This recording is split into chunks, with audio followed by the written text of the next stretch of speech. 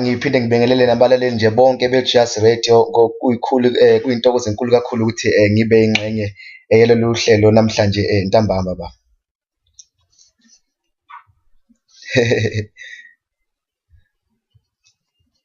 Yes. No baba, igama uPhumlani uMabhodla Umlilo ngwakaNkwanyana Sibongo. Ngiwalapha nje e-KZN okwamanje ngila eThekwini but ekhaya kahle kahle kule Empangeni lapho engidabuka khona. Ngingumntwana-ke nje kaNkulunkulu, ngisindisiwe, uJesu wayithethelela nje izono zami, wangihlanza ngegazi lakhe baba. Yes.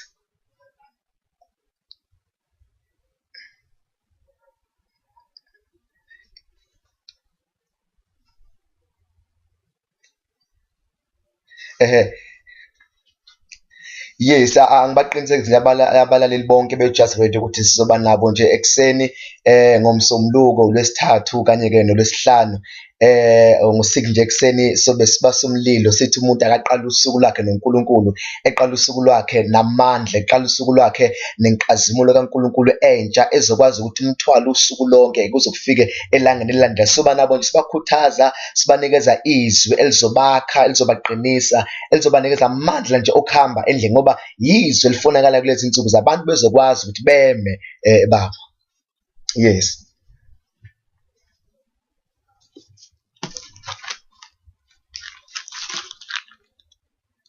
Yes.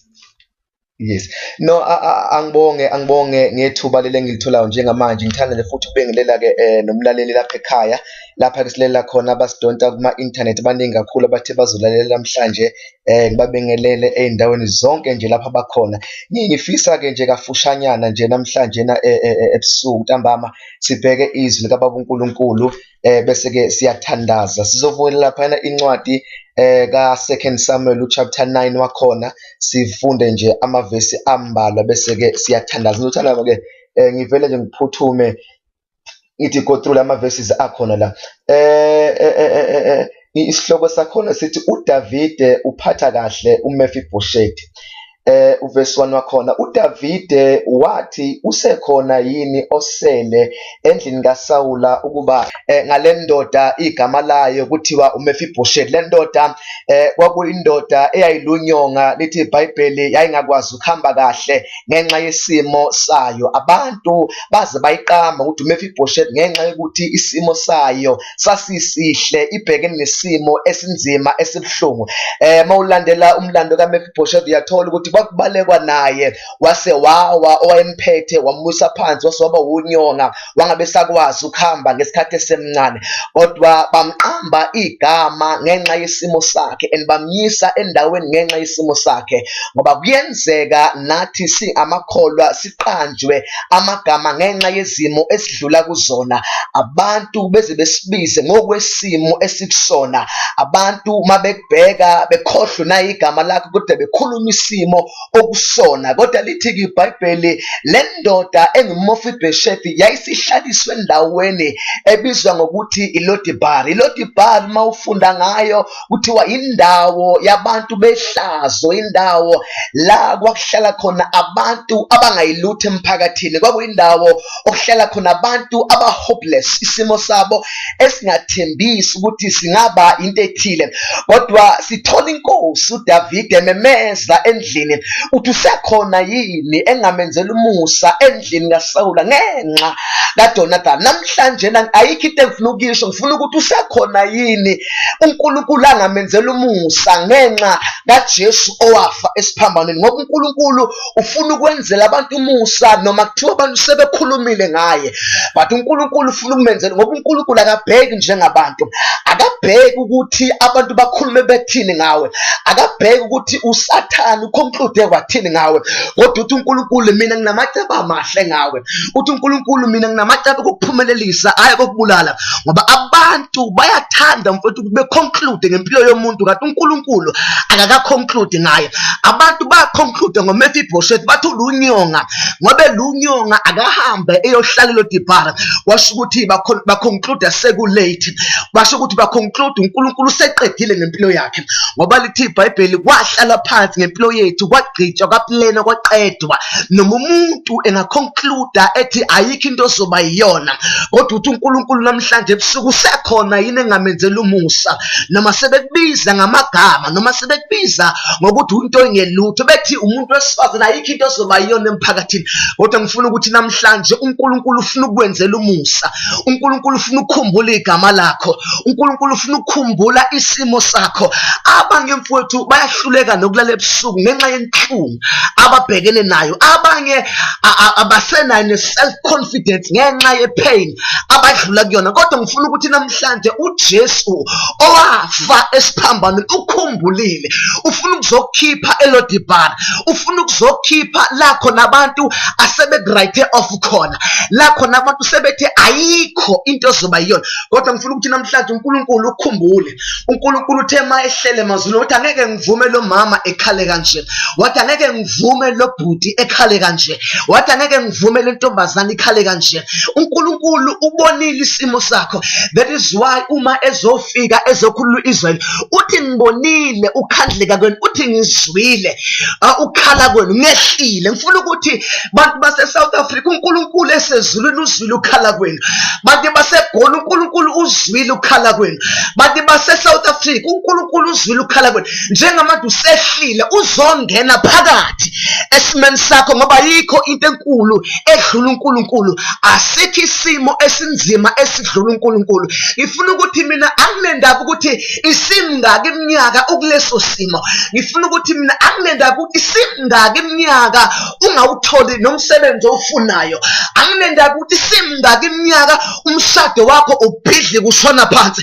Kodwa ngifuna ukuthi khona indoda enamandla eyakufela esiphambanweni, eyadela ukuphila kwayo ngenxa yakho, eyashiya ubukhosi ezulwini yehla yezemhlabeni ifuna ukuzofela wena namhlanje. Na uthi ikhona yini engingabenzela umusa? Ukhona yini ovumayo ozothi sengikhathele ukuhlala la, sengikhathele ukubizwa ngesimo sami, noma ngiqhamuka abantu bavala iminyango bethi nangu lo mfana ohlushwa iwunga, bethi nangu lo bhuti ohlupha amantombazane, kodwa uNkulunkulu akakadeli ngawe. Noma abantu bengathi ayikho into ozoba yona, but God has a better plan. God has a better plan for your life, because uNkulunkulu akamdeli umuntu, uNkulunkulu akamlahli umuntu. Abantu bayamkhohlwa umuntu, abantu bayamdela umuntu, abantu bayaconclude ngomuntu, kodwa uthi uNkulunkulu ngisenokunye engakwenza ngaye, uzokucosha ekuphakamise. Uthi umhlabeleli ungilanda odakeni from the deep muddy angiphakamise. Namhlanje ngifuna ukuzoqinisekisa umuntu, mhlawumbe kade bekutshela last week bethi wena sekusele insuku ukuthi ufe, bethi sekusele wena kancane udlule emhlabeni. Ifuna ukuthi uNkulunkulu akaqedi ngawe. God is about to start a new thing empilo yakho. uNkulunkulu uzoqala into esha, bazomangala, bazothi lo mama siyamazi nje kwenzakaleni kade abazi ukuthi uNkulunkulu usenza into entsha empilweni yakho. Uzokuphakamisa eLodibhara, uzokuphakamisa la khona akade sebethi ayikho into ezoba yona, ngoba uNkulunkulu akabheki njengabantu. Ingakho lithele iBhayibheli indlela zikaNkulunkulu ayifani nezindlela zethu, nokucabanga kaNkulunkulu akufani nokwethu. Yazi mfowethu, abantu baconclude kakhulu ngezinto ezishiwe ngabantu ukunezinto ezishiwe uNkulunkulu. Abantu baveluisha kakhulu amazwi akhuluma abantu ngabo ukunamazwi ashiwe uNkulunkulu ngabo.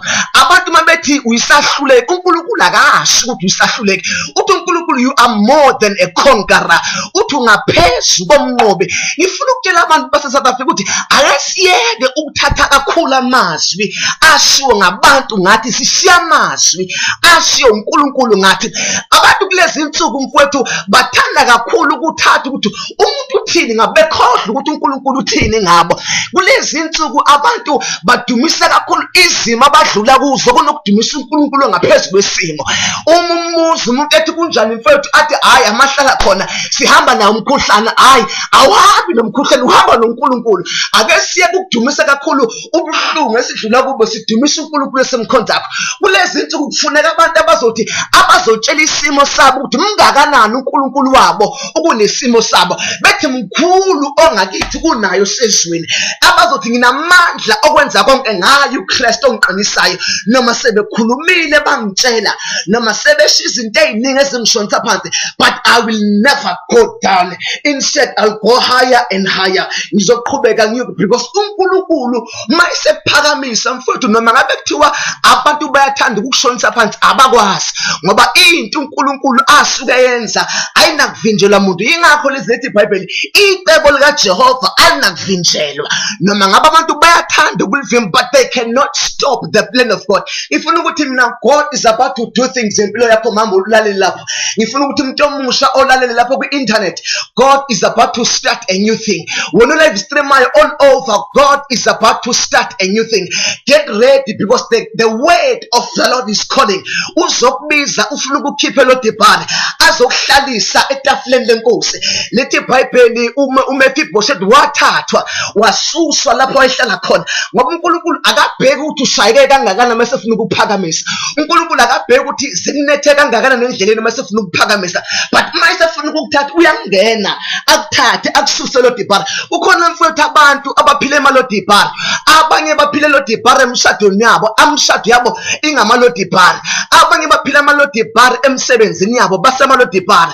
Abanye basemalodibhani even emndenini yabo. Kodwa ngifuna ukuthi namhlanje God is about to take you out of your lodibhani. Your lodibhani is about to get over, ngoba uNkulunkulu uzokwenza ummangaliso. Ufuna ukuzokutakula kulesimo okade udlula kusona. uNkulunkulu ufuna ukuzokubeka endaweni engcono. Lithi iBhayibheli ke sebemkhiphile uMefibhoshethi lapha elodibhani, lithi bamthathe bamisa endlini yenkosi.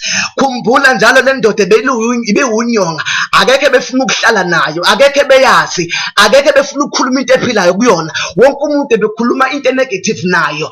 Kodwa lithi iBhayibheli kwaphuma izwi endlini yenkosi, laphuma lagijima laye lodibhani. Ngifuna ukuthi kukhona izwi leNkulunkulu namhlanje liphumile lisitya ngizokutshela ukuthi lapho khona uNkulunkulu usefike esikhathini sokuthi akukhiphe, ngoba ngeke uzufele lapho khona.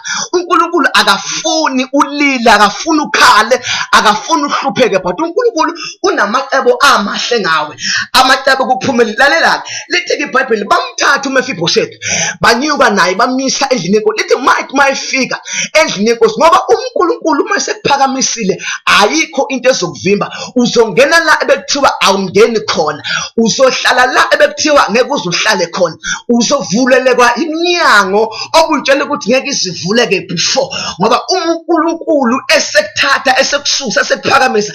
Kuyavuma ngisho noSathane uyavuma ethi impela lo uphakamiswe uNkulunkulu. Bonke abantu bazovuma ethi impela lo uphakamiswe uNkulunkulu.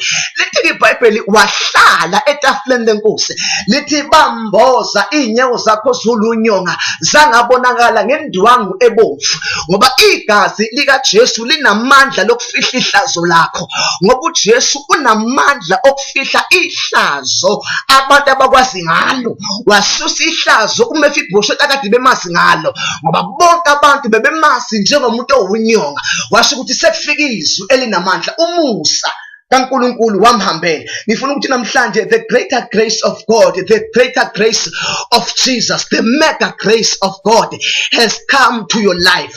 The mega grace of God has come to your rescue. You've been crying for too long, you've been suffering for too long, but the grace of God has come to take you out of Lodibar.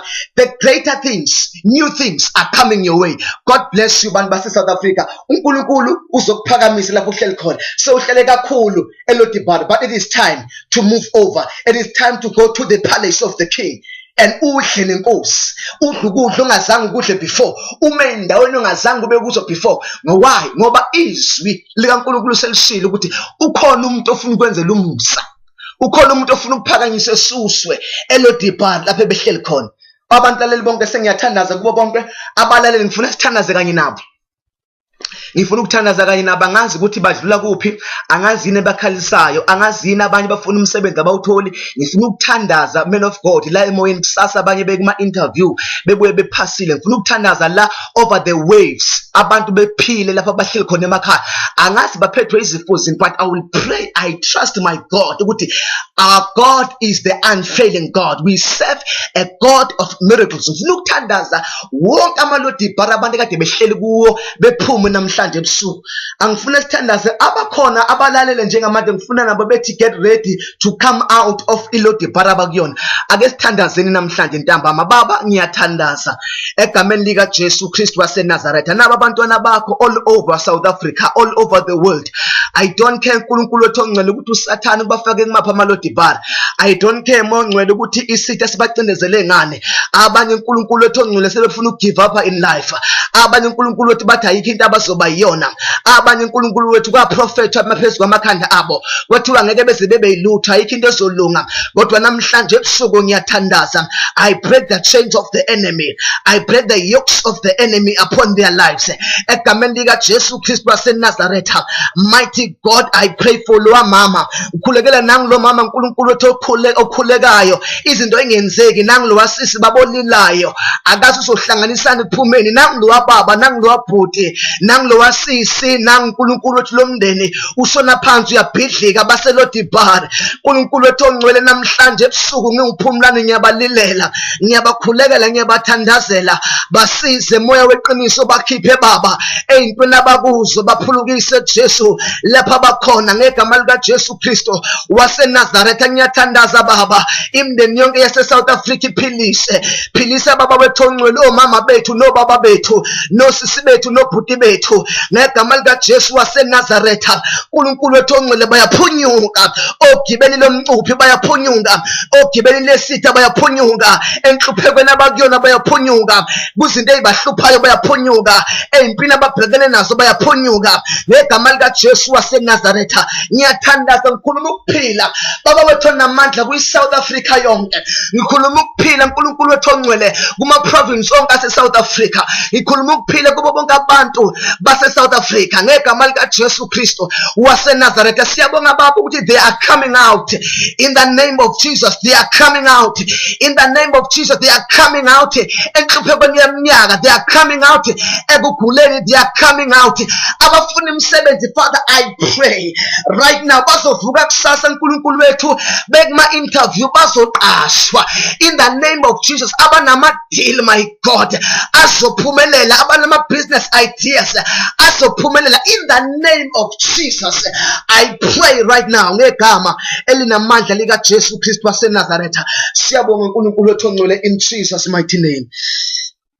Amen. Siyabonga kakhulu baba egameni lika Jesu. Siyamkhulu kakhulu uNkulunkulu ukuthi kukhona izinto akazenzakho njengamanje, and I can feel it in my spirit ukuthi ikhona abantu abamukela izinto all over. Kukhona abantu uNkulunkulu njengamanje akabathintako, and mfethu ngifuna ulindele ubufakazi obuzobe buqhamuka kubantu uNkulunkulu enze imimangaliso, ngoba sikhonza uNkulunkulu mfethu weyimanga, uNkulunkulu wenza izimangaliso. So and we thank uNkulunkulu ngokuqhamuka ne-idea enjenge Just Radio where we reach abantu sibanikeze izinto uNkulunkulu akabaplanele zona. We really thank nabaphathi nje bonke be-Just Radio. Siyabonga kakhulu bafowethu, niqhubeke njalo, soqhubeka nathi sinikhulekise, sinithandaze, ngoba lezi zinto ezinjengalezi ziyawusiza umzimba kaKristu, ziyawukhanda umzimba kaKristu, ngoba ikhona ukufunela ukuthi sihlangane njengomzimba kaKristu and spread the gospel and extend the kingdom of God mfowethu.